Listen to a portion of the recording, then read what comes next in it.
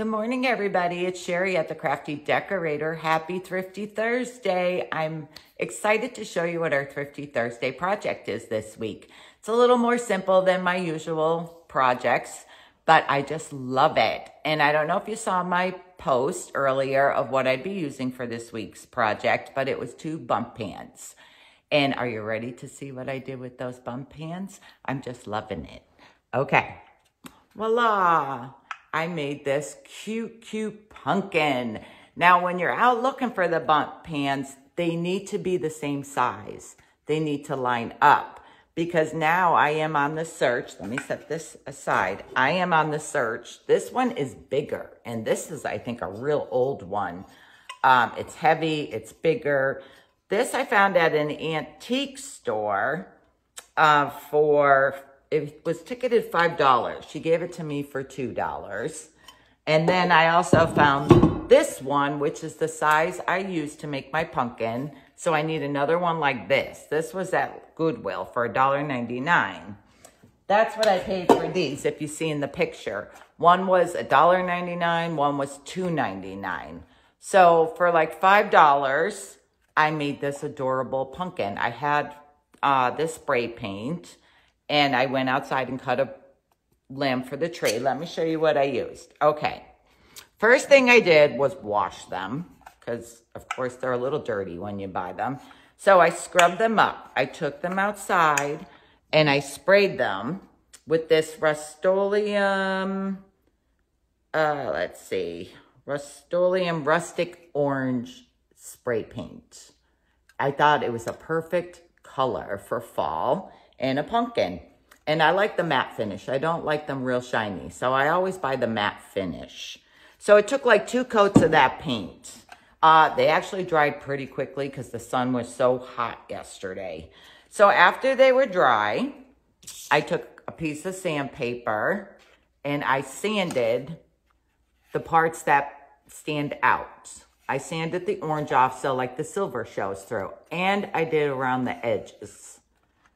I thought I liked the silver showing through instead of just totally orange. But that's up to you.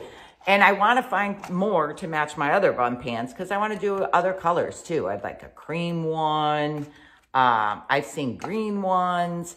So I want to try that. But after I had them sanded, I took my good old Gorilla Clear Grip glue. And I added it all around the edging of one pan. Then I placed the other pan on top, lining up my shapes so that they're all lined up and they're even. That's why it's kind of important to find the right sizes that go together. If it hangs a little bit that you're not going to notice, that's okay. But that other red one, that's very big. I would love to find another red one like that because then I can just not paint them and put them together. But I glued them together. I placed a bunch of books on top to squish it down so the glue holds good. Actually, this glue did not take long. I gave it maybe an hour, and I was able to go up and work on it. It didn't fall apart or anything. Now, it's dried overnight, but it only took like an hour for it to hold together. So then I went outside. I needed a stem. I wanted to make the stem, but I really needed something thick. One day I'm going to show you how to make a pumpkin stem. So, of course, it was raining out when I needed my stick. So I took my umbrella, went outside, and I cut a big piece of stick off a fallen branch. And it was pretty thick. Then I brought it in and cut a smaller piece that would fit into shorter piece that would fit into my pumpkin. Then I used this preserved forest moss. I used this preserved forest moss that I stuck down inside around the stem. I glued the stem in. I hot glued the stem in. I added hot glue to the bottom of the stem. I stuck it in and then I shoved the moss all around it. I didn't glue the moss. I just shoved it down in there. After that, I thought it still needs something. So I made a pattern for these leaves. I went on Google and looked up what a pumpkin leaf would look like. I used some of my fabric that I colored, my colored muslin that I made for the roses and the sunflowers. You can use felt, you can use green fabric, but I just love coloring my own. I just think it gives it more of a realistic look. So I traced out enough for 4 leaves. So I needed 8 pieces of leaves so I can glue them together, because I did just like I did for all the other leaves from my flowers. I cut a 6-inch piece of floral wire, the green floral wire.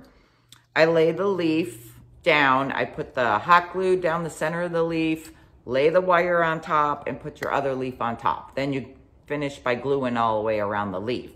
And then I stuck them in here. I love it. I think it's so cute. And I want to set them out on the porch. These are good for outside. I have an idea for little ones. I'm going to do a live, I think, for the little ones, a live video with all of you. I just have to look for some stuff for it, but I want to do a live video to make the tiny ones. And this is my Thrifty Thursday project. I hope you all love it, and I hope you all find some bunting pans to try this pumpkin. It doesn't have to be this size. They could be small ones, big ones, like this one is bigger. So just search for something that's gonna fit together, that they'll line up pretty good, so you don't have like a lopsided looking pumpkin.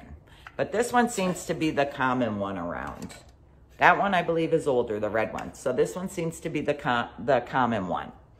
Okay guys, this is my Thrifty Thursday. I will do a blog post for it. Sorry, I am kind of behind on my blog post. I'm trying to do the ones first that you need the patterns for. I got to catch up on my other Thrifty Thursday blog post. I'm going to try to do some cleaning right now this morning because I have a 2 o'clock dress fitting for the dress for the wedding. And I think I might jump on live then and show you my dress and the cute little boutique that I'm getting it from. I got my last 2 wedding dresses there. The lady's wonderful. She always helps me find a beautiful dress. Okay, guys, have a great morning. I'll talk to y'all later. Bye.